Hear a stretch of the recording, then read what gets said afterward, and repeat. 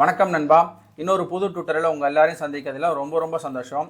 கடைசி 2 வீடியோவில் இந்த டேபிள் எப்படி மாடல் பண்ணணும், யூவி என்ட்ரா பண்ணணும்னு பார்த்தோம். அதோட லிங்க் நான் டிஸ்கிரிப்ஷனில் தரேன், பார்த்துக்கோங்க. இப்போது இந்த வீடியோவில் இந்த டேபிளுக்கு எப்படி சப்ஸ்டன்ஸ் பெயிண்டரில் டெக்ஸ்சர் அப்ளை பண்ணணும் தான் பார்க்க போகிறோம். ஓகேவா? முதல்ல எந்த ஒரு மாடலும் யூவி என்ட்ரா பண்ணி முடிச்சதுக்கப்புறமா சப்ஸ்டன்ஸ் பெயிண்டர் கொண்டு போகிறதுக்கு முன்னாடி ஒரு சில செக்ஸ் ஃபாலோ பண்ணிக்கணும். ஃபஸ்ட்டு என்னென்னா, இதோட யூவி என்ட்ரா பர்ஃபெக்டாக இருக்கான்னு பார்க்கணும். இது நம்ம போன வாட்டியே ரொம்ப பர்ஃபெக்டாக பண்ணிட்டோம். இதில் எந்த கிளியலும் இல்லை, எந்த ஸ்டெச்சும் இல்லை, ஷேப்பும் மாறல. ஸோ யூவி என்ட்ரா பர்ஃபெக்டாக இருக்குது. நெக்ஸ்ட்டு இதோட ஃபேஸ் ஓரியன்டேஷன் பர்ஃபெக்டாக இருக்கான்னு பார்க்கணும். அது எப்படி செக் பண்ணணும்னா, இந்த ட்ராப் டவுன் கிளிக் பண்ணிட்டு ஃபேஸ் ஓரியன்டேஷன் ஒன்று இருக்கும், அதை பார்த்தீங்களா, இதை கிளிக் பண்ணணும். இப்போது எதெல்லாம் ப்ளூ கலரில் தெரியுதோ அந்த ஃபேஸ் ஓரியன்டேஷன்லாம் கரெக்டாக இருக்குன்னு அர்த்தம். ஓகேவா? பார்த்தீங்கன்னா 2 ஆப்ஜெக்ட் நமக்கு ரெட் கலர் தெரியுது அப்படின்னா அதோட ஃபேஸ் ஓரியன்டேஷன் தப்பாக இருக்குன்னு அர்த்தம். அதை நம்ம ஃபஸ்ட்டு சரி பண்ணிக்கணும். எப்படி பண்ணோன்னா, இப்போ மேலே இருக்கிறத நான் செலக்ட் பண்ணிக்கிறேன். செலக்ட் பண்ணிட்டு நான் எப்படி இருக்கேன், ஆப்ஜெக்ட் மோடில் இருக்கேன். நான் டேப் கொடுத்தா எடிட் மோட் போயிடும். ஸோ நான் டேப் ப்ரெஸ் பண்ணிக்கிறேன். எடிட் மோட் வந்துட்டேன்னா இப்போது 3 கொடுத்து ஃபேஸ் கொடுத்துட்டு ஏ கொடுத்தா எல்லாமே செலக்ட் ஆகும். ஓகேவா? ஸோ ஏ கொடுத்துக்கிறேன்.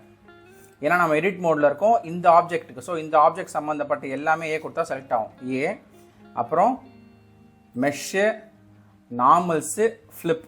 பார்த்தீங்களா, ப்ளூ கலரில் மாறிடுச்சு. அப்படின்னா இந்த ஃப்ளிப்பும் ஓகே.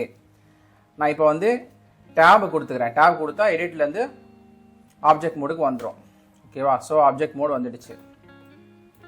நெக்ஸ்ட்டு இந்த லெக்கும் சரியில்லை. ஸோ அந்த லெக் செலக்ட் பண்ணிக்கிறேன். ஆப்ஜெக்ட் மோடில் இருக்கும். எடிட் மோட் போகிறதுக்கு டேப் கொடுத்துக்கிறேன். ஃபஸ்ட்டு ஒன்று செலக்ட் பண்ணிக்கணும். ஏ கொடுத்தா எல்லாமே செலக்ட் ஆகும்.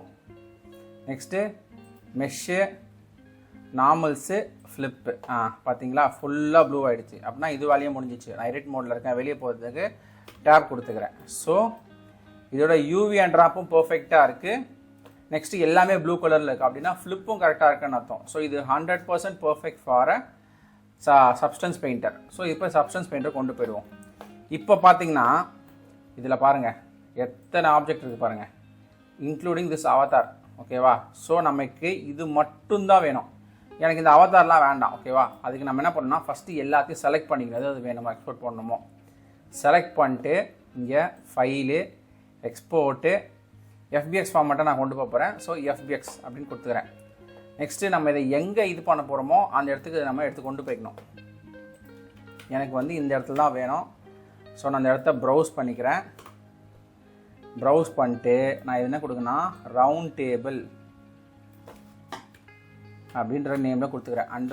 _TAMIL தமிழ் அப்படின்னு கொடுத்துக்கிறேன். நெக்ஸ்ட் இது நேம், இது எந்த ஏரியா முடிஞ்சிச்சு. நெக்ஸ்ட் இங்கே பாருங்கள், இதில் நிறையா ஒர்க் இருக்குது.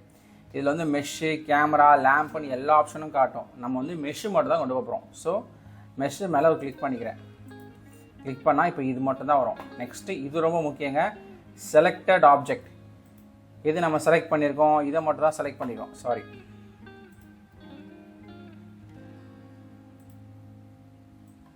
நம்ம எது செலக்ட் பண்ணியிருக்கோம், இதை மட்டும் தான் செலக்ட் பண்ணியிருக்கோம். அந்த அவதார் செலக்ட் பண்ணலாங்க. ஸோ செலக்டட் ஆப்ஜெக்ட்னு கொடுத்துக்கிறேன். நெக்ஸ்ட்டு எக்ஸ்போர்ட் எஃபிஎக்ஸ் கொடுத்துக்கிறேன். அப்படின்னா அந்த லொக்கேஷனில் போய் இது எக்ஸ்போர்ட் ஆகும். ஓகேவா?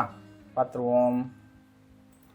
பார்த்தீங்களா, ரவுண்ட் டேபிள் _ தமிழ், இதுதாங்க அந்த எஃபிஎக்ஸ். இப்போது இதை சப்ஸ்டன்ஸ் பெயிண்டர் கொண்டு போவோம். அதுக்கு நான் சப்ஸ்டன்ஸ் பெயிண்டர் ஓப்பன் பண்ணிக்கிறேன்.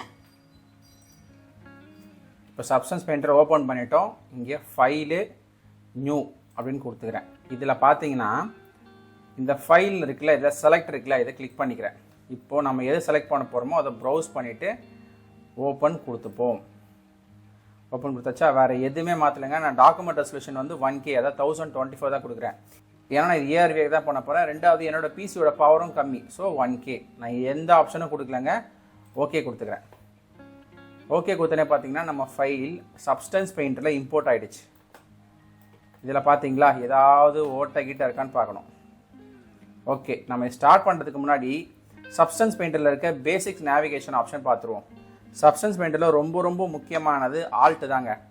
Alt plus middle mouse button press பண்ணிட்டு மவுஸை லெஃப்ட் சைடோ ரைட் சைடோ மூவ் பண்ணால் அந்த ஆப்ஜெக்ட்டு அப்படியே பேன் ஆகும், லெஃப்ட் ஆர் ரைட். ஓகேவா? அதே ஆல்ட்டு கூட மவுஸில் லெஃப்ட் கிளிக் பண்ணிட்டு ரைட் சைடு ரொட்டேட் பண்ணால் அப்படியே right or left side rotate பண்ணால் ரைட் சைடும் லெஃப்ட் சைடும் ரொட்டேட் ஆகும். கடைசி ஆப்ஷன் ஆல்ட்டு கூட ரைட் கிளிக் பண்ணிட்டு right side or left side move பண்ணால் zoom in or zoom out. இது ரொம்ப முக்கியம் நேவிகேஷன். அப்புறம் வியூக்கு பார்த்தீங்கன்னா வெறும் F1 கொடுத்தேன்னு வச்சுக்கோங்களேன், நமக்கு 2D வியூவும் தெரியும் 3D வியூவும் தெரியும். இன்கேஸ் எனக்கு 3D வியூ மட்டும் தெரியும்னா F2 கொடுக்கணும். F2 கொடுத்தனாவும் 3D வியூ மட்டும் தான் தெரியும். எனக்கு 2D வியூ மட்டும் தெரியும்னா F3 கொடுக்கணும். ஓகேவா? So F1 F2 F3. ஓகேவா? ஸோ நம்ம இப்போ நேவிகேஷனும் கற்றுக்கணும். நம்ம நேவிகேட் பண்ணி பார்ப்போம். இந்த ஆப்ஜெக்டில் ஏதாவது ஓட்டை இருக்கா, ஏதாவது தெரியுதா, ரக்கடா அப்படின்னு பார்த்தோன்னா எல்லாமே பர்ஃபெக்ட். ஓகே, ஸோ இப்போது ஃபேஸ் ஓரியன்டேஷன் இஷ்யூவும் இல்லை. நெக்ஸ்ட்டு இதை பேக் பண்ணணும். பேக் பண்ணால் தான் நம்ம டெக்ஸ்டர்லாம் அப்ளை பண்ண முடியும். அதுக்கு டெக்ஸ்டர் செட் எடிட்டிங் அப்படின்னு இருக்குல்ல, இங்கே போய்க்கணும். இங்கே போயிட்டு பேக் மெஷ் மேப் இது கொடுத்துக்கணும். இதில் சில ஆப்ஷன்ஸ் இருக்குது. ரொம்ப முக்கியமானது இதுதான், அவுட்புட் சைஸ். நான் முதலே சொல்லிட்டேன், நம்ம இதை ஏஆர்விஆர் தான் பண்ண போகிறோம். ஏஆர்விஆருக்கு மேக்ஸிமம் 1K, அதுக்கு மேலே போகவே கூடாது. இன்கேஸ் நீங்கள் வீடியோ ப்ராஜெக்ட் பண்ணுறீங்கன்னா 2K தான் பண்ணலாம், 4K கூட பண்ணலாம். ரெண்டாவது என் பிசியோட பவரும் கம்மி, ஸோ நான் 1K தான் பண்ண போகிறேன். அவுட்புட் சைஸ் வந்து 1K. நெக்ஸ்ட்டு வேறு எதுவுமே நான் மாற்றலை. இங்கே ஆன்டி எலைசிங்னு இருக்குல்ல, இதை வந்து 2x2 கொடுத்துக்கிறேன். இந்த பேக் செலக்டட் டெக்ஸ்சர் அப்படின்னு கொடுத்துக்கிறேன். இந்த பேக்கிங் வந்து based on the polygon counts and system ஸ்பீடுக்கு ஏற்ற மாதிரி டைம் வேரி ஆகும். ஸோ நான் இங்கே டைமை வேஸ்ட் பண்ண விரும்பல, நான் இதை வந்து ரீவைண்ட் பண்ணிக்கிறேன். இப்போ பார்த்தீங்கன்னா இதுவும் 100% ஆகிடுச்சு, எல்லா டிக்கும் விழுந்துச்சு. அப்படின்னா அர்த்தம்னா பேக்கிங் முடிஞ்சிச்சுன்னு அர்த்தம். இப்போ நான் வந்து ஓகே கொடுத்துக்கிறேன். ஸோ இப்போ நம்ம இமேஜை இம்போர்ட் பண்ணிட்டோம், ஸோ இப்போ மாடலை இம்போர்ட் பண்ணிட்டோம், ரெண்டாவது பேக்கும் பண்ணிட்டோம். இப்போ டெக்ஸ்சரிங் ஒர்க்கை ஸ்டார்ட் பண்ணலாம். இங்கே இந்த லேயர்னு இருக்குல்ல, இங்கே கிளிக் பண்ணிக்கலாம். இதான் இதில் இருக்க டிஃபால்ட் டெக்ஸ்சர். நான் இப்போ என்ன பண்ணிக்கிறேன்னா, இதுக்கு வந்து ஒரு வுட்டு அப்ளை பண்ண போகிறேன். இது வந்து மெட்டீரியல்னு இருக்குல்ல, இங்கே வந்து வுட் அப்படின்னு சொல்லிட்டு டைப் பண்ணிக்கிறேன். எனக்கு 3 டைப் ஆஃப் டெக்ஸ்சர் இருக்குது. இந்த டெக்ஸ்சர் பார்த்தீங்கன்னா ஒரு பாலிஷ்டாக இருக்குது, ஒரு புது வுட்டுக்கு இருக்குது. ஸோ இது வேண்டாம். அடுத்த டெக்ஸ்சர் பார்த்தீங்கன்னா இது ரொம்ப பழைய ரஃப் வுட். இது வந்து ஒரு மீடியமாக இருக்குது. ஸோ நான் இதுவே கொண்டு போகிறேன். நான் இங்கே கிளிக் பண்ணிவிட்டு இந்த லேயர்னு இருக்குல்ல, இங்கே போயிட்டு ட்ராக் பண்ணிக்கிறேன். ட்ராக் பண்ணோடனே பார்த்தீங்கன்னா அந்த டெக்ஸ்சர் அப்ளை ஆகிடுச்சு. இப்போ இதை ரொட்டேட் பண்ணி பார்ப்போம், ஏதாவது ஒர்க் இருக்கான்னு சொல்லிட்டு. எதுவுமே இல்லை. ஆனால் லாஜிக்காக பார்த்தீங்கன்னா இந்த டெக்ஸ்சர் தப்பு. என்னென்னா, எந்த ஒரு ஆசாரியுமே மரத்தை வந்து இப்படி தான் வெட்டுவான். ஸோ மேலேருந்து கீழேக்கு ஏற்ற மாதிரி தான், அதுதான் பர்ஃபெக்ட். அதே மாதிரி தான் இது வந்து இப்படி வரணும், லெஃப்ட் டு ரைட். அதாவது இது வந்து ஹாரிசான்டலாக வரணும், இது வந்து வெர்டிக்கலாக வரணும். ஸோ நான் ஓவரால் என்ன பண்ணிக்கிறேன்னா, இந்த டெக்ஸ்சரை வந்து ஒரு 90 டிகிரி திருப்பிக்கிறேன். அதுக்கு வந்து இந்த ரொட்டேட் ஆப்ஷன் இருக்குல்ல, இங்கே வந்து 90 டிகிரி ப்ரெஸ் பண்ணிட்டு ஒரு என்டர் கொடுத்துக்கிறேன். பார்த்தீங்களா? இதான் நான் எதிர்பார்த்த அவுட்புட். இப்போ வந்து இந்த ஸ்கேலிங் வேல்யூ நீங்கள் அதிகமாக இருக்குன்னு நினச்சிங்கன்னா இது கொஞ்சம் இன்க்ரீஸ் பண்ணிக்கலாம், 2. ஓகே, எனக்கு இந்த அவுட்புட் 100% ஃபைன், எந்த பிரச்சனையும் இல்லை. இப்போ இதை வந்து நம்ம பிளெண்டருக்கு எப்படி எக்ஸ்போர்ட் பண்ணணும்னு பார்ப்போம். இதில் ஒரு சின்ன ட்ரிக்ஸ் இருக்குங்க, கரெக்டாக வாட்ச் பண்ணுங்கள். நான் ஃபைலு எக்ஸ்போர்ட் டெக்ஸ்சர் அப்படின்ற இந்த ஆப்ஷன் கொடுக்குறேன். கொடுத்ததுக்கப்புறம் பார்த்தீங்கன்னா ஃபஸ்ட்டு இதை பார்ப்போம். இது என்னென்னா வந்து எந்த இடத்துக்கு எக்ஸ்போர்ட் ஆகணுன்றது தான். அதுக்கு வந்து நம்ம ஃபஸ்ட்டு அந்த லொக்கேஷன் ஃபைனல் பண்ணிப்போம். நான் ஒரு ஃபோல்டர் போட்டுக்கிறேன், அவுட்புட் அப்படின்னு போட்டுக்கிறேன், OUTPUT. டன். இப்போ எனக்கு இந்த இடத்துல தான் அந்த அவுட்புட் வரணும். ஸோ இதை கிளிக் பண்ணிட்டு அவுட்புட்ன்ற ஃபோல்டர் கொடுத்துக்கிறேன். டன். ரெண்டாவது என்ன அவுட்புட் ஃபார்மேட்டில் இருக்கணும்னு இதுக்கு கொஞ்சம் ஒர்க் பண்ணும். என்னென்னா, இந்த அவுட்புட் டெம்ப்ளேட் இருக்குல்ல, இதை நான் கிளிக் பண்ணிக்கிறேன். கிளிக் பண்ணிட்டு க்ளோசஸ்ட் பிளெண்டர் அவுட்புட் ஃபார்மேட் என்னென்னா இந்த PBR மெட்டாலிக் ரஃப்னஸ் தான். இங்கே போயிட்டு ஒரு டூப்ளிகேட் கொடுத்துக்கிறேன். டூப்ளிகேட் கொடுத்துட்டு இதை நம்ம ரீநேம் பண்ணிப்போம். ஓகேவா? இது வந்து நம்ம டெம்ப்ளேட் க்ரியேட் பண்ணுற இடம் கிடையாது. இங்கே ரைட் கிளிக் கொடுத்துட்டு ரீநேம் வந்து B_2 அப்படின்னு கொடுக்குறேன். ஓகேவா? இதெல்லாம் நான் ஆல்ரெடி பண்ணது, போன இதுக்கு பண்ணும்போது பண்ணது. ஸோ B_2 தான் புதுசு. இதில் கடைசி 2 சேனல் வேண்டாம். அதுக்கப்புறம் இந்த OpenGL இருக்குல்ல, இதை கொண்டு போயிட்டு இந்த RGB கூட ட்ராக் அண்ட் ட்ராப், அப்புறம் RGB சேனல் மாற்றணும். இதுதாங்க பிளெண்டரோட 100% பர்ஃபெக்டான அவுட்புட் ஃபார்மேட். ஓகேவா? இப்போ இந்த செட்டிங்ஸ் போயிட்டு இதில் இருக்குல்ல அந்த B2 தான் நம்ம கொடுத்தோம். இதான் அந்த B_2 இதை கொடுத்துக்கணும். நெக்ஸ்ட்டு அவுட்புட் ஃபைல் என்ன ஃபார்மேட்டில் வேணும்? எனக்கு PNG ஓகே. ஸோ நான் PNGன்னு கொடுக்குறேன் 8 பிட்டு. வேறு எதுவுமே நம்ம சேஞ்ச் பண்ண வேணாம்.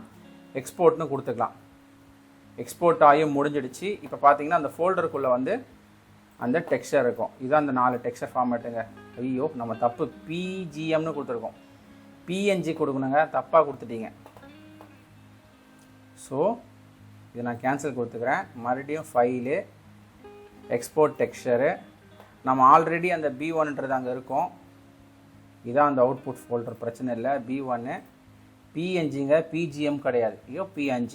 ஸோ B2 இதான் நம்ம ரெடி பண்ண க்ரியேட் பண்ண டெம்ப்ளேட் சைஸு. So PNG. இப்போ எக்ஸ்போர்ட் கொடுக்குறேன்.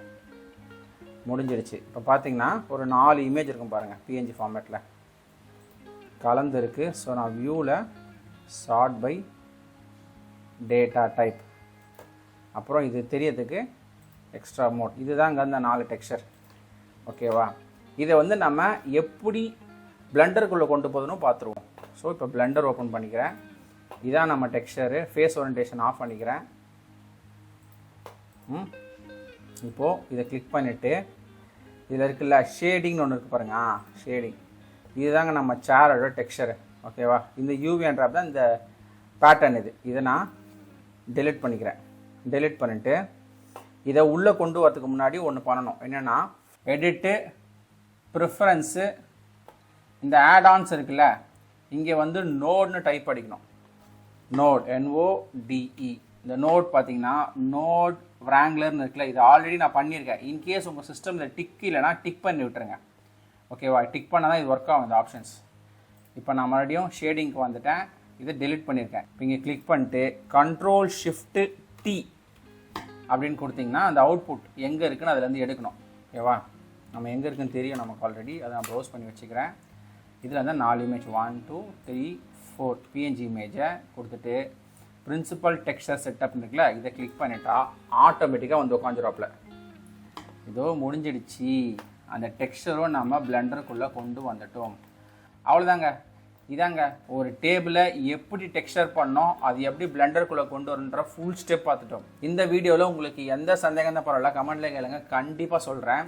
இந்த சேனலில் Blender, Substance Painter, 3ds Max, Unreal, After Effects, Premiere ப்ரோனோ டுட்டோரியல் வந்துக்கிட்டே இருக்கும். ஸோ இது எதையும் மிஸ் பண்ணாமல் இருக்கிறதுக்கு சேனலை சப்ஸ்கிரைப் பண்ணுங்கள். அண்ட் உங்கள் ஃப்ரெண்ட்ஸ்க்கு இந்த வீடியோ ஷேர் பண்ணுங்கள். உங்களுக்கு பிடிச்சிருந்தா தயவு செஞ்சு ஒரே ஒரு லைக் மட்டும் கொடுங்க. சேனல் எவ்வளோக்கு எவ்வளோ டெவலப் ஆகுதாங்க நமக்கும் ஒரு இன்ட்ரெஸ்ட் வரும், வேறு ஒன்றும் கிடையாது. இந்த வீடியோ வாட்ச் பண்ணதுக்கு ரொம்ப ரொம்ப சந்தோஷம்.